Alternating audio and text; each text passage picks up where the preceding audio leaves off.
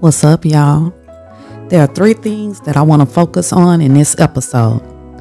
The first, Brian Flores, the former coach of the Miami Dolphins versus the NFL. Secondly, Arie, Joe Rogan, and Spotify. Third, this chick named Monique Miles. So let's get into it. The first thing, Brian Flores has thrown down the gauntlet and has decided to go against the shield of the NFL. Earlier during the week, Steve Harvey said, when you go against the shield, that's your career. Your career is over. Well, that's what Brother Brian has decided to do. Brother Brian is Kinfolks. He is going against the shield. He's doing it for the culture. Okay, he said, you're not going to discriminate against us. That easy. Okay. Brother Brian decided to leave a much needed crack in the shield of the NFL, and I'm not mad at him for it.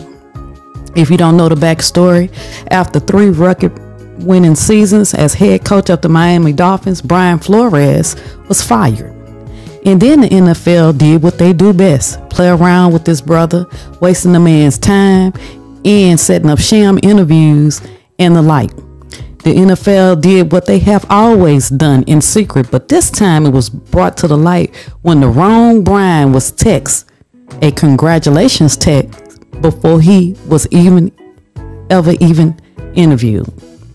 It didn't take a while or long at all for Flores to realize what was going on, and that's when Brother Brian decided enough is enough, and that brother and his attorneys filed a 58-page brief against the NFL. And this leads me to 3 points about the NFL. Number 1, they had this coming. Yes, the NFL had this coming. They could have easily solved this by hiring black coaches throughout the league. There are many black men who are qualified to be coaches. And since Brian Flores had filed his suit, the Houston Texans, was left with no choice but to hire Lovie Smith. Although they really wanted to hire that no experience white boy. They had to save face. They had to take one for the team. They had to hire Lovie Smith. Now, don't get me wrong and make no mistake about it. Lovie Smith is qualified. He's extremely qualified, and he just happens to be black. The Texans have ended up with a great head coach, and this man is making history in the NFL. Smith will be the first black head coach to lead 3 different NFL franchises: the Chicago Bears, Tampa Bay Buccaneers, and now the Houston Texans. The second thing I want to say about the NFL, Flores' suit reflects the widespread problem for the NFL. The discontent and the frustration among black coaches in the league about the NFL hiring practices. I often compare the NFL to the plantation and to slavery. It is the same practices and the same tactics. It's just on a grander and a more polished scale, but it's the same thing. Nevertheless, we move on. While the NFL doesn't have a problem with placing black bodies on the field as players for sport, they definitely have an issue with hiring qualified black men as head coaches, inviting them to positions of ownership and to positions of administrative leadership. You see, to own an NFL team, here we go with the good old boys, you must be invited in. And folks wonder why there are no majority black owners with a majority stake in the league, so to speak. As for the hiring of black head coaches or being more diverse in their hiring practices, the league adopted the Rooney Rule, and they did this in 2003. And basically, the Rooney Rule is a policy requiring every NFL team with a head coaching vacancy to interview at least 1 or more diverse candidates. Let me read that again. The Rooney Rule is a policy requiring every NFL team with a head coach vacancy to interview at least one or more diverse candidates. Okay, so they can go along with the rule. Anyway, moving on. Diversity does not mean inclusion. Let me say that again. Diversity does not mean inclusion. The NFL has proven it. They've proven it time and time again. Diversity means the practice or quality or involving people from a range of different social, ethnic backgrounds and different races, genders, etc., etc. Diversity means the practice or quality or involving people from a range of different social and ethnic backgrounds and of different races, genders, sexual orientations, etc. Inclusion means the action or the state of including or being included within a group structure. You see the difference? One is words on paper and the other is actually doing the work. Again, one is words on paper and the other is actually doing the work. The difference between diversity and inclusion. So there's no doubt that the NFL is diverse. However, the higher you go up, the less inclusion there is. You get what I'm saying? Understand, 70% of the NFL players are black, and there are only 2 or 3 black head coaches. And that's including Lovie Smith, who was just hired. That's including the new head coach of the Miami Dolphins. And none of y'all make fun of him. Listen, a picture is worth 1,000 words. And the brother say he is black. Okay. And, you know, I'm going to support him until he gives me a reason not to. Or unless he gives me a reason not to. But yes, a picture is worth 1,000 words. Okay, who am I to judge? Because we come in all different shades and colors. We are beautiful people. But that picture they had floating around with him and his family, okay, well, we couldn't tell. Nevertheless, it's a beautiful family. And when you understand black love, you understand that black love rules out white supremacy. Anyway, let me get back to what I'm talking about. I was talking about the Rooney Rule. The Rooney Rule in the NFL should have assured diversity as an end result, but the NFL failed to do that. They failed. How do I know they failed? Because only 5 of the last 36 head coach openings in the NFL have gone to black men. Now, we said diversity. That doesn't necessarily mean just black men. Okay, but who have gotten those other 31 head coach positions?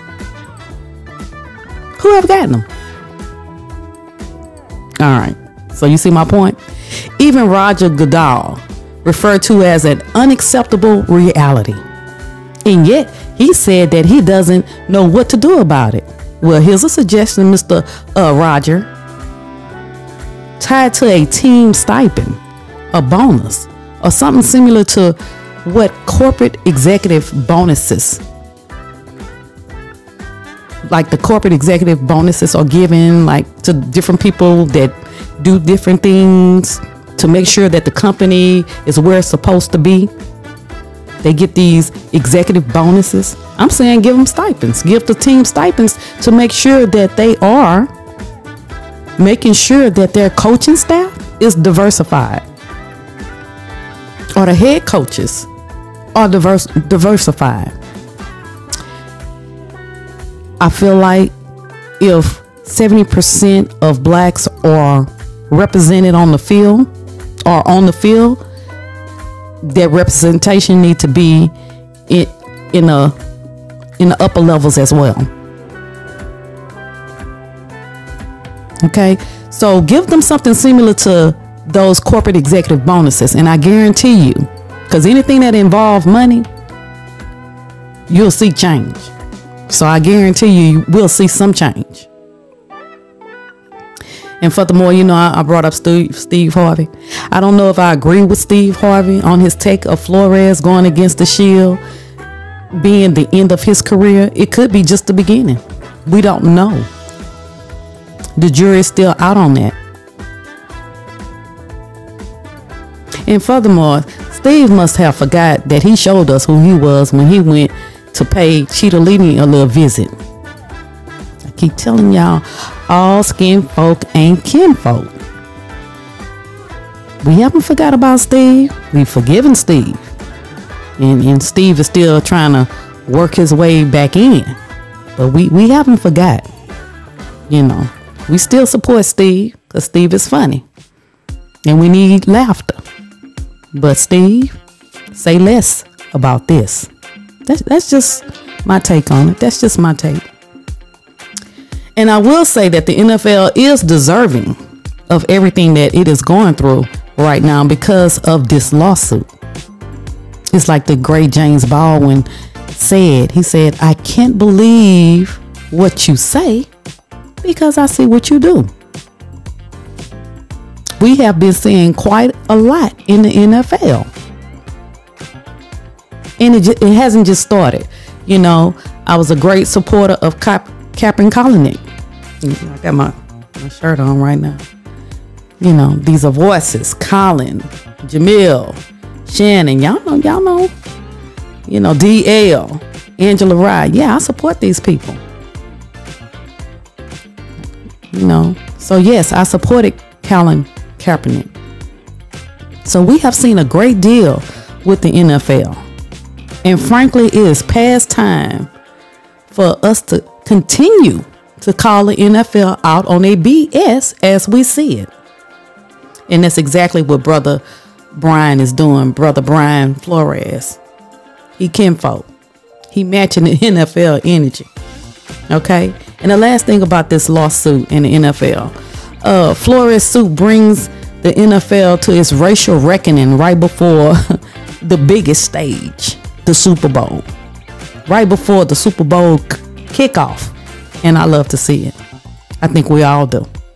Yes, we will still watch professional football. And why? Especially when the NFL treats people in our group like this. And when I say group, I mean black people like this. The answer is simple, really. Because we're rooting for everybody black. We are rooting for everybody black. We want to see us all win. I told y'all this last week. We know that the men still playing on the field have worked hard to get there. They work hard to get to their position on the field. We know that it is a way to wealth for some. There are many pathways to wealth, but this is one of them. Okay? We also see it as a way to freedom for some. For some. There's many pathways. But for some, this means a lot. And so they've worked that hard to get there, then I'm going to support them. So the reason why we still watch is because we love to see us get ahead. And we love the entertainment aspect that it brings, especially the Super Bowl. And especially the Super Bowl this year. At the same time, though, we can still hold the NFL's feet to the fire. It's just like what Jay-Z rapped in the song Ape Shit. And y'all know that's my jam. Y'all know I love Beyonce. And I love Jay-Z. I love the Carters. Okay? But anyway, in the song Ape Shit, Jay said, and I quote, he said, I said no to the Super Bowl. You need me. I don't need you. Every night in the end zone. Tell the NFL we in stadiums too. Now, why did Jay-Z say that? Why did he say that? Jay said, I said no to the Super Bowl. You need me. I don't need you. every night in the end zone. Tell the NFL we in stadiums too.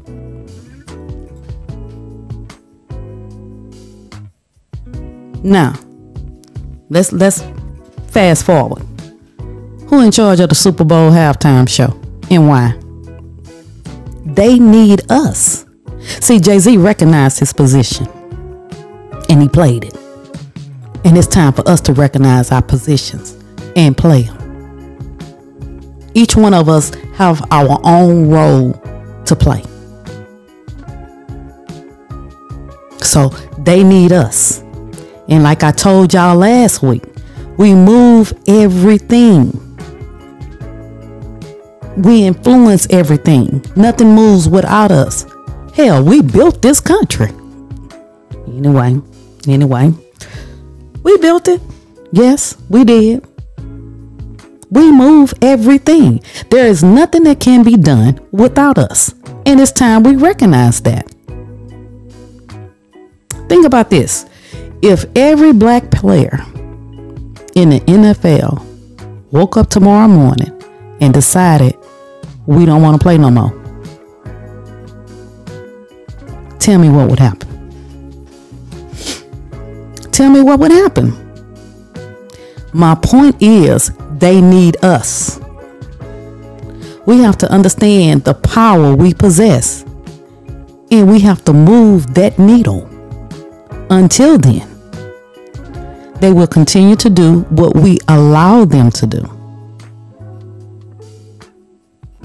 Which brings me to my next subject of Arie and Joe Rogan and Spotify. Arie recently removed all her music from Spotify because the racist comments made by Joe Rogan. That was the final straw for her on that platform. Now, for me, Joe Rogan comments were not only racist, but also laced with what I call the mediocre WM privilege. Y'all fill in what WM is. Joe Rogan boldly used the N-word in more than 70 podcasts. And those podcasts have been now removed from Spotify's platform. Now, it is important to understand that Joe Rogan first came under fire because of the misinformation about the virus. That's why the musician Neil Young left the platform.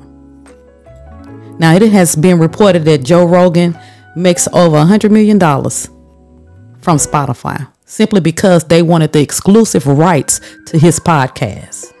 And that's where Arie comes in at. India said basically, and I'm paraphrasing, boom, y'all paying this man all this money to be shocking.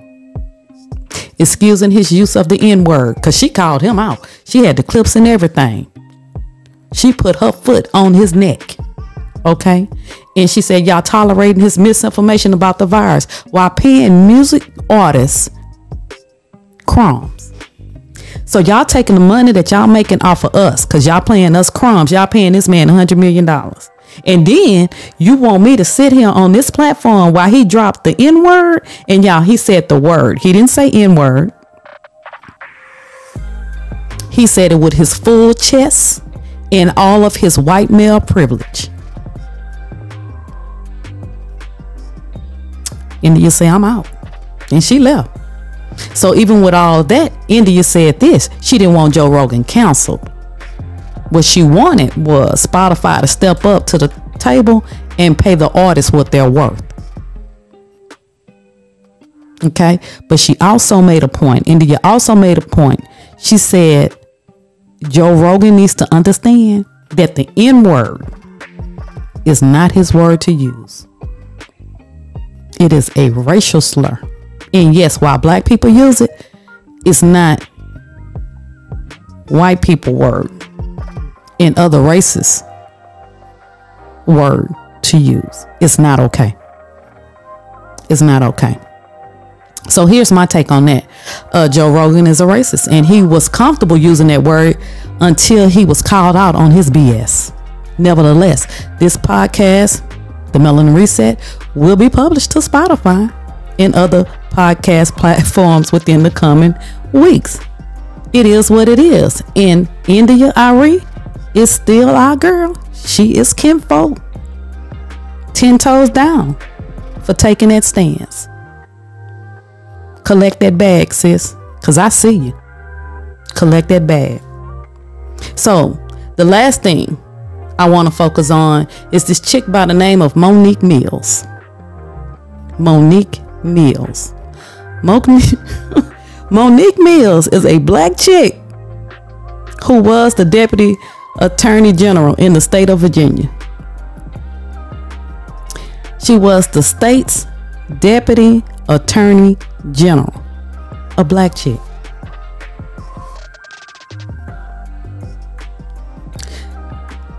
The Deputy Attorney General of the state of Virginia was a black chick by the name of Monique Miles, who recently resigned amid the controversy of her comments on her Facebook page, where she was noted calling the J6 insurrectionists patriots. She also made claims about Cittadini being the president and some other claims. Listen, we can't make this stuff up, and I'm not going to waste too much time on it. This is the stuff that we just cannot make up. And I'm saying all this to say this. All skin folks and kin folks. I talked about Steve Harvey. You know, Steve is in that, he's in a box where he's making his way back in, but he ain't there yet. Okay, all skin folks and kin folks. I told y'all about Justice Clarence Thomas, who sits on the highest court in the land, the Supreme Court, last week. All skin folk and kin folk. And now look at this one right here. This one right here done lost her job, her career, basically her job, behind supporting nonsense. People who tried to overtake the Capitol and would love to put her back in slavery, because these people are crazy. Anyway,